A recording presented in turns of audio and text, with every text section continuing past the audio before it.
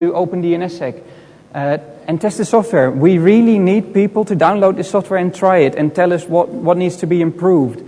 Tell us how it works for you. And what we really need at this point in time is an organization that has lots of small zones that they need to sign. Because the people that are cooperating in the project at the moment are top-level registries who have really large zones, and we really need to hear from people who have small zones. And if you have an interest in that, please come talk to me after this talk. So I would like to thank you for your attention, and if there are any questions, I think now is the time.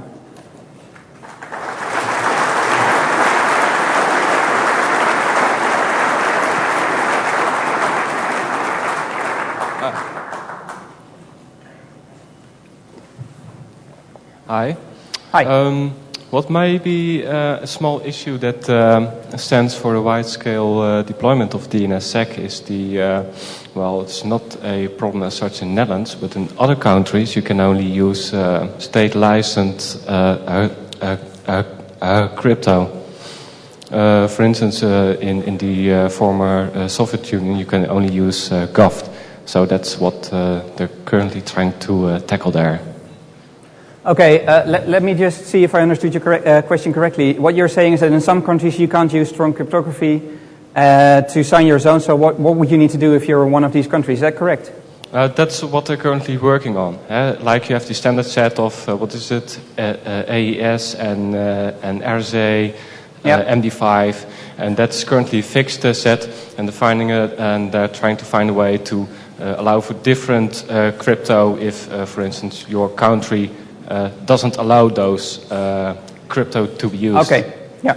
Well, in the specification there's room for a lot of more algorithms, and actually there is already an identifier reserved for things like elliptic curve crypto. So, I mean, the protocol is extensible. Just go to the IETF and say, I need this new algorithm to be incorporated, and, well, you probably need to prove that it is a secure algorithm, because once you introduce this, the rest of the world will need to support it as well. So this will always have to be something of a standards track. But they're already thinking about this, and they already have identifiers in place for things like elliptic curves. Yes. In order for DNSSEC to work, I imagine you need operating systems to support it and client-side applications, right? Which ones do and which ones don't support it yet? Or okay. Well, in the end, it's going to be very important that the end-user device is going to support this validation, right? Because you want to validate the whole track right until your home PC. But actually, at the moment, it's more important that the resolvers of your ISP support DNSSEC validation, because that makes the attack surface a lot smaller. They would have to poison the resolver in your end-user PC to break it if the resolver of your ISP is already doing the validation. And actually, it's a lot less feasible to attack all these end users than it is feasible to attack a large ISP, which is actually the party that I want to poison. But your question is valid, and actually there's a bit of an issue if I'm going to put DNSSEC validation in these end user appliances, because that damn home router is in between, and that is going to mangle some of the packets, and actually some of them die if you send them DNSSEC answers.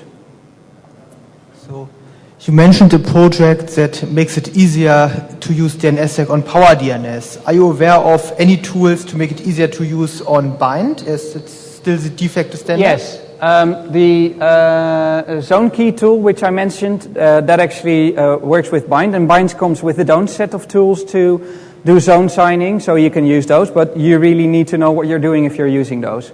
The way OpenDNSSEC is going to work is it's going to be something that's a bump in the wire. So I have a hidden primary, and I have a public primary, and I put OpenDNSSEC in between, and actually I do a transfer to OpenDNSSEC, it signs, and it does a transfer out to the public primary. So that's the way to do it. Are there any mitigations in current DNSSEC supporting DNS servers to stop DNSSEC? Sorry, I can't hear you. Can you speak a little bit louder? Are there any mitigations in current DNSSEC supporting servers to stop DNSSEC making the DNS amplification problem worse? Not that I'm aware of, no. So basically, currently, DNSSEC supporting servers are really good targets for DNS Yes, they are. identification Yeah. attacks. That's also what Bert mentioned in his talk yesterday. I mean, if you introduce DNSSEC, you are going to make servers more vulnerable to denial of service attacks. Yes, that's true. But it's always weighing, it's checks and balances. Do I need to protect the integrity or do I need to protect the availability? And that's not a choice that I can make for you. Okay, thanks. Hi, thank you first for the presentation. It's really good. I'm wondering, it's a bit of a political issue, but if you're going to sign root CAs, isn't it a good issue to advance the speed of getting independent from the US government, for example, because otherwise there is a small organization which is dependent on the government, which hold the private keys to sign the whole route. Yeah, well that is a... There are two things to think about here. Yes, the US government is in control, and that might be something that many people really don't like. And actually there have been some quite vocal expressions from countries like Russia and China that they're opposed to this, and which is understandable. On the other hand, what is the alternative? That is putting something like ICANN under control of the United Nations, which means it becomes totally unmanageable because all these 180 countries are going to want to have their say, and they all have the right to veto any changes that you make. You have to think if that's really something that you want. Whereas now under the Department of Commerce, at least someone is driving it forward, someone is taking decisions, and someone is saying, hey, I'm going to be the bull in the china shop, and I'm just going to do it. Yeah, it's really hard. It's a really political issue, but if there is going to be work done, maybe it's time to act now and not at a later stage. Last year there was a petition by the Department of Commerce to ask, they presented a number of solutions for signing the root, and they asked people to comment on this and say, do you like this mechanism that we thought of, or do you, which one would you prefer? So actually they took the initiative to petition the whole world to come back with answers, and I'm not sure how many people responded to that. One of the issues is also who controls the keys. Does VeriSign control the keys that sign the root, or does ICANN control those keys? Which is also an issue. So yeah, okay. Please be vocal about this. Join the discussions if you're interested in it. Yeah, absolutely. Well, thank you for your answers. Okay. Yeah. One more question, I think. Yeah. Yeah, thank you. I have a question. Well, designing a security protocol is not simple. And it seems like DNSSEC has touched the hard parts of cryptography. They have touched authentication. They have touched integrity. And they even touched PKI. But why the hell not confidentiality? Why isn't the request encrypted? So there are two questions.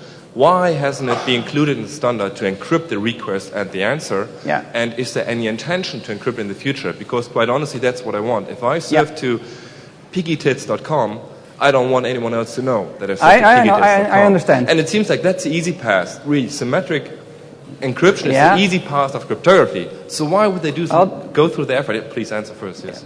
Well, that depends. I mean, if you want to have confidentiality and have encryption between the resolver and the client who is querying it, you need to share a secret between these two parties. But they already do PKI. They already exchange public keys. So they already have but the means to exchange shared secrets, security. You have the...